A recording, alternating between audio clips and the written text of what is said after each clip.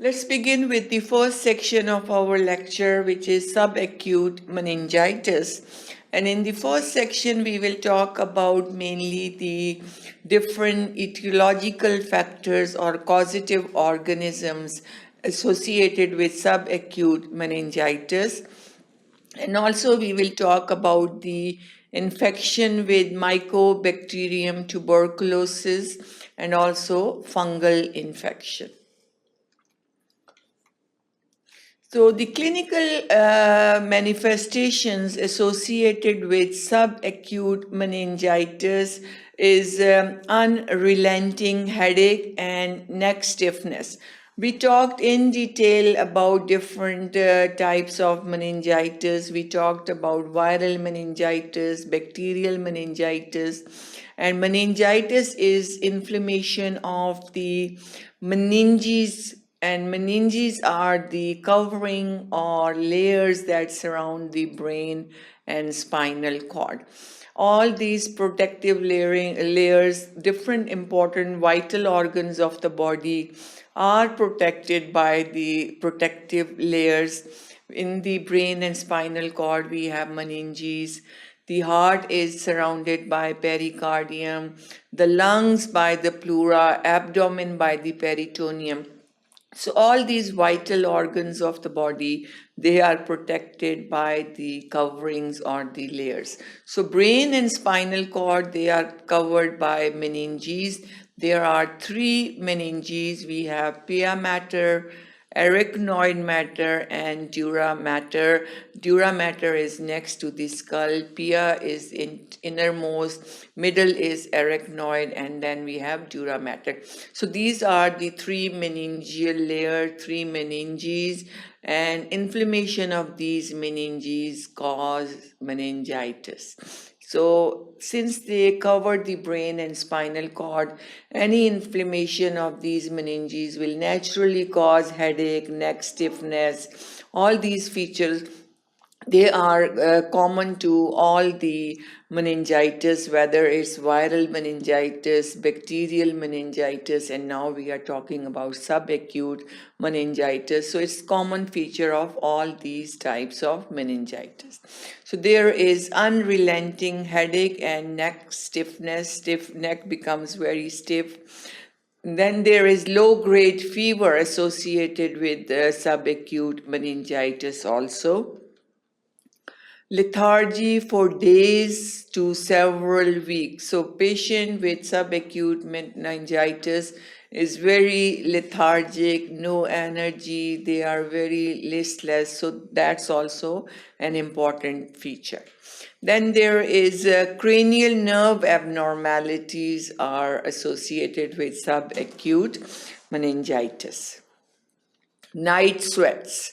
So all these are common clinical manifestations. Patient is lethargic, there is headache, neck stiffness, night sweats, cranial nerve abnormalities because of the involvement of the meninges. The cranial nerves which are in the proximity, they are also affected as a result of the infection, and it can cause different features depending on which cranial nerve is affected. It can cause ptosis, diplopia, abnormalities of facial muscles. So different cranial nerves have different functions. So depending on which cranial nerve is affected, we will have different presentations. Next, the etiology. What are the causes of subacute meningitis?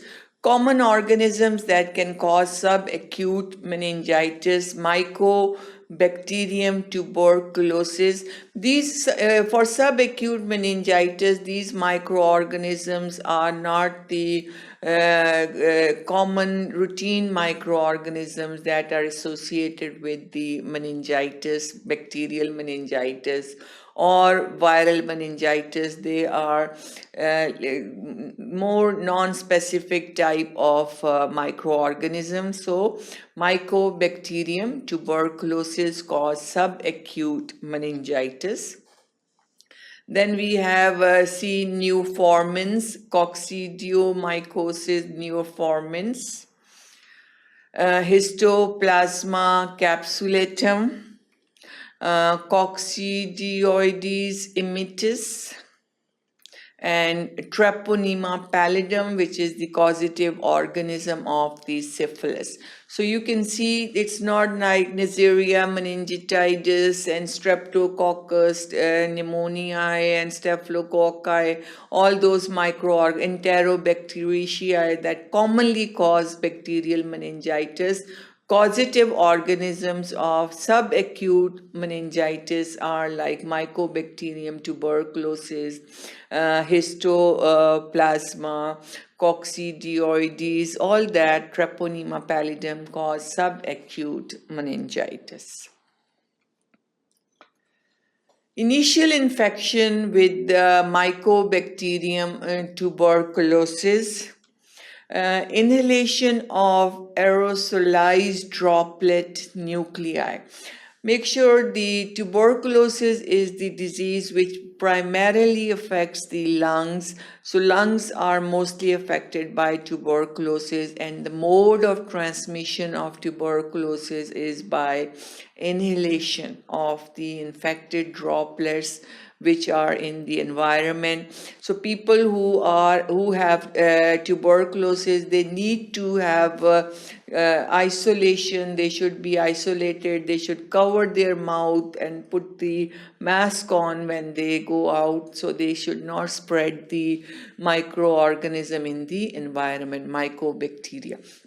So it's by the inhalation of aerosolized droplet nuclei.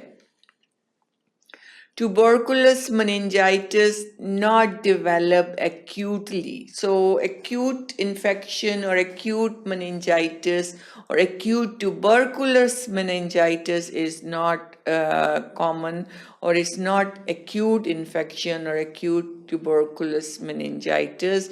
Usually tuberculosis is a chronic disease, long-term disease, and once it becomes systemic, different organs are affected because lungs are the primary site of infection by the Mycobacterium tuberculosis.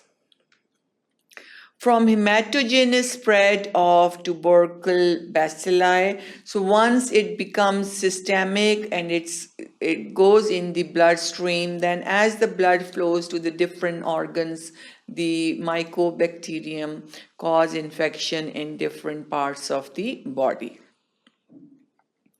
Millet seed side tubercles form in parenchyma. Miliary tuberculosis, these millets, if the chest x-ray is performed, usually you see miliary tuberculosis, the millet seeds are present in the parenchyma. During hematogenous dissemination of bacilli in primary infection. So all these in the initial phase, the Mycobacterium tuberculosis enters the body through inhalation of droplets, then it gets into the bloodstream, and then hematogenous spread can spread to the different parts of the body. As a result of that, it can cause meningitis also. And also remember, the meningitis caused by Mycobacterium tuberculosis is not an acute infection, it's chronic infection, and in the chronic infection, it gets disseminated into different body parts. Next, again tubercles get enlarged. It's the process again how it is spreading now. In the hematogenous dissemination, the tubercles which are present as small miliary seeds, they enlarge and cause caseation, usually caseating, and then propensity depends on proximity to SAS, rate at which fibrous encapsulation develop. Subependymal caseous foci cause meningitis. So again, if we repeat, the inhalation of the droplet, then it goes to bloodstream, through the hematogenous spread where there are small miliary seeds are present, then the tubercles grow and they cause caseation, necrosis, death of the tissue, cause pus formation, necrosis, caseation, cavities are formed, and slowly it keeps on spreading and it can cause foci in the meninges, causing meningitis. So all that is mechanism how the mycobacterium tuberculosis or tuberculin bacilli can go to the meninges and cause meningitis. Discharge of bacilli and tuberculous antigen. Mycobacterial antigens, they can cause inflammation, production of thick exudate. Exudate fills the basilar cisterns and then surrounds the cranial nerve, and that's how the cranial nerves get involved in the tuberculous meningitis. That's the picture you can see. Slowly the tubercles, they grow, they form caseation, necrosis, and this is the release of then tuberculous antigens occur, and these antigens promote an inflammatory response. We know we need antigen antibody reaction for inflammation, so these antigens which are released, they cause inflammation, and then there is production of an exudate. You can see the exudate here, and then this exudate or pus formation, it surrounds the cranial nerve in the basilar cisterns, and it cause different complications associated with the involvement of cranial nerves. Next, the fungal infections. Different fungal infections, how they cause subacute meningitis, again by inhalation of airborne fungal spores. Initial pulmonary infection may be asymptomatic because these diseases are caused by the inhalation. Inhalation affects mainly, first the primary infection site is the lungs because inhalation is the mode of spread. Or they present with the fever, cough, sputum production and chest pain, and then from that this fungal infection spreads to the meninges and cause subacute meningitis. So symptoms are pretty much like any infection. There is fever, cough, sputum production and chest pain with the infection. So both fungal infections and the mycobacterium tuberculin infection or tuberculous meningitis caused by the inhalation of the infected droplet go to the lungs. From there is hematogenous spread, and then that hematogenous spread can go to the meninges, cause involvement of the meninges, cause subacute meningitis. Pulmonary infection is usually self-limited. If the fungal infection stays in the lung, that infection is often asymptomatic and is self-limited. It is goes off on its own. Localized pulmonary fungal infection, we have remained dormant in the lung. So if it's a localized lung infection, pulmonary infection, it stays in the lungs and it does not go anywhere or does not spread to the different sites. So that's the diagram of the chest x-ray with the infection, and it remained dormant in the lungs until abnormality in cell-mediated immunity. Lot of fungal infections, when the immune system is affected or when the immunity is low, they usually become again active and cause disease. So if not, usually they remain dormant in the lungs. Allows fungus to reactivate disseminate to the central nervous system. Most common pathogen is coccidioides neoformans. So that's the most common fungal infection that usually cause infection of the lungs, remain dormant there.